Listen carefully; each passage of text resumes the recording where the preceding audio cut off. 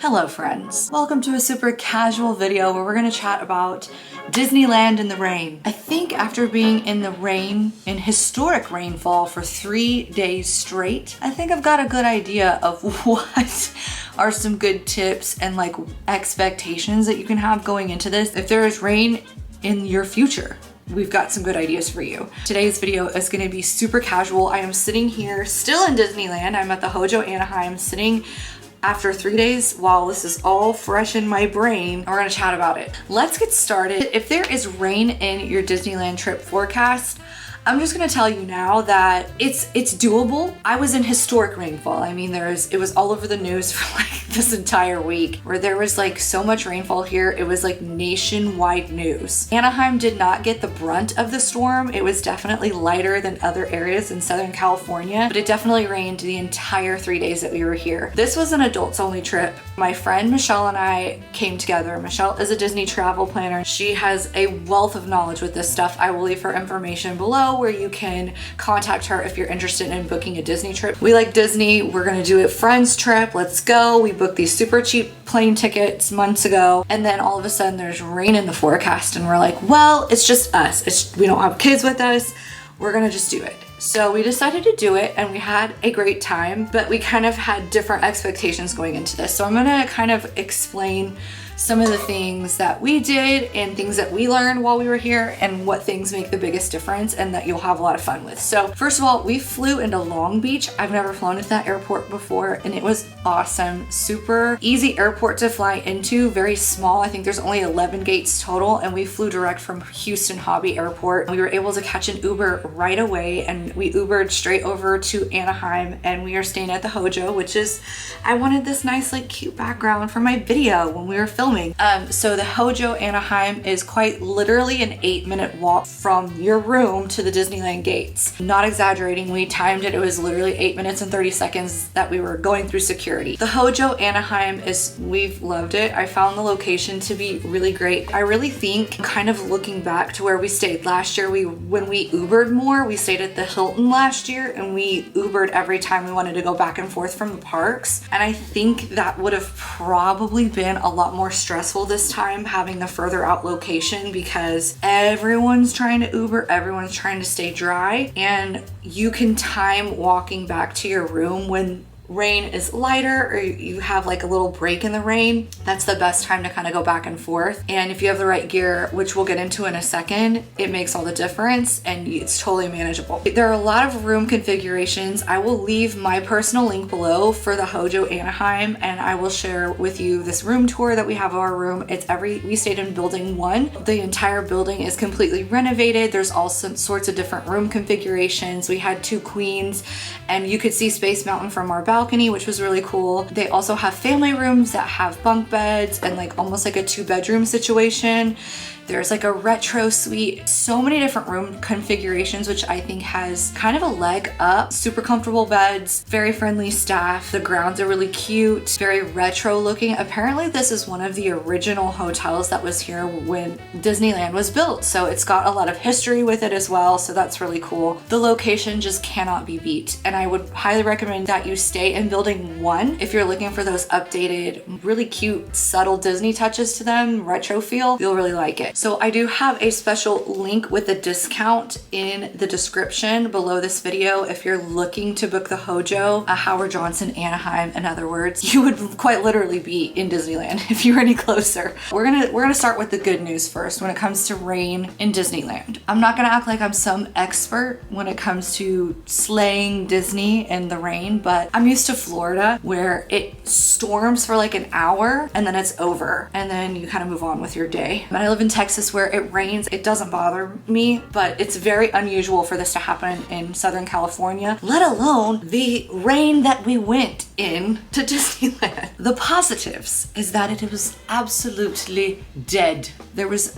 Everything was a walk-on. When we bought our tickets, our park tickets, we bought park hoppers that included Genie Plus, which is, if you're not familiar with that, it's a way for you to kind of skip the line, and it's an additional cost on top of your ticket per person, per day. So it can add up pretty quickly when you are budgeting for like a family, but since it was just the two of us, we went ahead and just purchased it just in case the parks were gonna be crazy. We didn't need it because the parks were absolutely dead. You will get on every ride that you want to do. Granted, there are some rides that just don't open when it's raining, like the Teacups won't open, Alice in Wonderland didn't open. Radiator Springs Racers finally opened the very end of our trip that we were able to ride it, but it was kind of like up and down all, like we never caught it at a time when it was running. So if there's some rides that you just absolutely love that you don't want to risk them being down, definitely plan for that. I'm pretty sure they list the rides that will close when it rains, but we don't quite understand the reason that some of them do and some of them don't, because like Dumbo was going and we were like, why is that ride going? Who wants to ride Dumbo right now? You can walk on to nearly anything you want. You don't need Genie Plus. There was absolutely no reason for us to have it, even though we did. It did come in handy when we really just wanted to get inside somewhere and just book something really quickly and know that we wouldn't be in an outdoor line. That was helpful with Genie Plus, but other than that, we didn't really need it. You're gonna have great photo ops because there's nobody in front of the castle. There's nobody in front of Mickey's Fun Wheel. Like, you're not gonna have crowds of people in your pictures. You're not. You can make it fun that way. I mean, you're in Disney. There are worse places to be in the rain. So if for you, having empty parks, not big crowds, having rides be a walk-on, not needing Genie Plus, you're gonna love it. There are some downsides. Like everybody's like, whoa, it's gonna be empty, that's so awesome. And it is great. The downside to that is that you're gonna miss out on some of the experiences. Like every night that we were here, so we did 3 park days, they closed early. They closed at 8 o'clock. Depending, this happened to us. This was like unprecedented rain.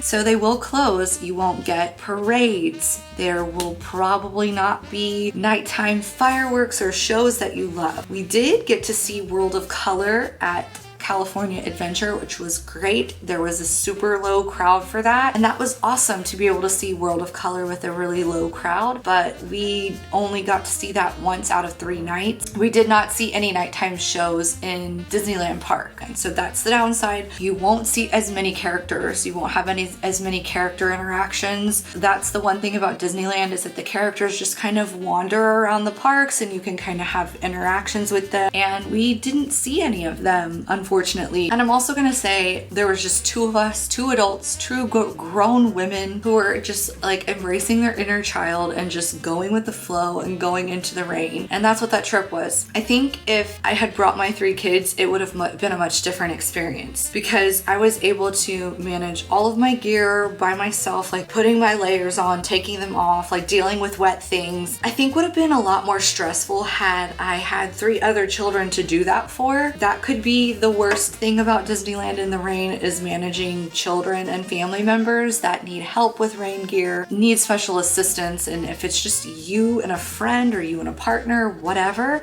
it's a lot more easier to navigate. It's still fun. So let's get into the gear. I think that I prepared pretty well for this, and I'm glad I had everything that I did. The first important thing is to dress in layers. So I'm wearing one of my little cute Valentine sweatshirts, but I have like a crop top sports bra situation on under that, and then I would put my rain jacket over this and then my poncho over that. So I had a rain jacket layer underneath my poncho, so no sleeves would get wet, like no sweatshirt sleeves would get wet. And then I had a rain jacket hood, poncho hood, which I never put up, and then an umbrella. And I also brought rain boots, additional socks, and then a bunch of plastic bags to put my little umbrella in and my rain boots in, so I could switch back and forth between my sneakers and my rain boots. And I feel like having all of that gear was very helpful. I saw a bunch of people in the parks with these like shoe covers that they were wearing over top of regular shoes that they cinched around the ankle and no water was getting into them. I thought that was a really great idea. I'll also say having a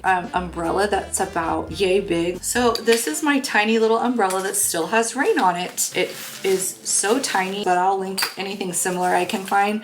Very tiny, and it actually fit in the pocket of my rain jacket. And this is my rain jacket, and it has pockets and a hood. This is from Target years ago. I'll try to link it if there's something similar. These were the rain boots that I grabbed from Target. They were $25. They stayed waterproof. They're very, very light and these fit in my backpack. This is my backpack that I brought. This is an Amazon find. It's a really lightweight, great bag that held everything perfectly. I wouldn't say it's waterproof, but it's fairly water resistant, and it just kept everything dry, and it fit everything that I needed for the park in there. So I will link that below as well. And then I have a poncho as well. You can buy them in the parks, but they're cheaper on Amazon, and I'll link the poncho that I have below as well. Bringing plastic bags, like little grocery bags to put the wet umbrella and the wet shoes in. And I think having layers is the most important thing there, because you are always gonna have a dry layer underneath. Bring a change of socks. Having a change of socks in your park bag is super important. If you find yourself in Disneyland in the rain and you're having a park day, some of the things that we would do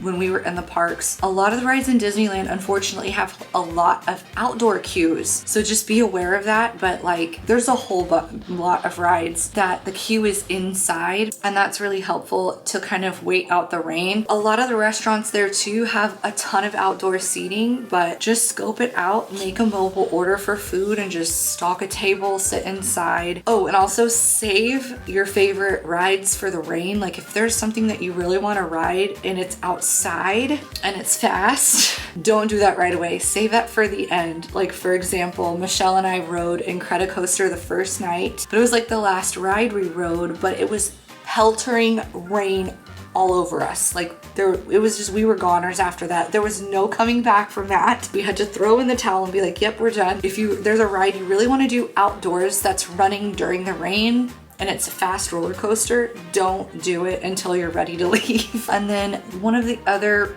I think, biggest things is staying at a hotel that is close to the parks. So if you were just absolutely done, like today, this morning, we went out when it was a lot heavier than we anticipated. We were uncomfortable, we were miserable, and we were like, let's just walk back, let's rest, let's dry off. That makes the biggest difference, being able to just take a quick walk back to the hotel, dry off, rest. Ensuring that you have a quick getaway from the park is very helpful. Again, we had fun. It was super great. Would I do it again? I mean, sure.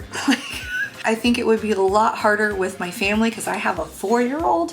My older girls are 12 and 9, and they would probably handle it pretty well. But my 4-year-old, I'd have to manage a stroller, which you'll need like a stroller rain cover. I have one of those for Disney World. It comes in handy, so I recommend one of those if you have kids. I'll link all our stroller rain cover below. So I just think it would be a lot more moving parts with young kids. We did see a lot of kids in full rain gear, like rain pants. I even saw kids wearing snow bibs and snow boots in there. And I was like, that's pretty smart, because that's all waterproof. And I think if you're prepared and you have the right gear and you have set your expectations a lot lower, you'll have a lot of fun. I would say that about covers everything for managing historic rainfall in Southern California in Disneyland. If there's any other tips that you want to include in my video, just leave it in the comments. This is just our observations of 3 entirely full days of rain. And this is what we learned. Thanks so much for watching, and that's it. I can't wait to come back when it's nice and sunny.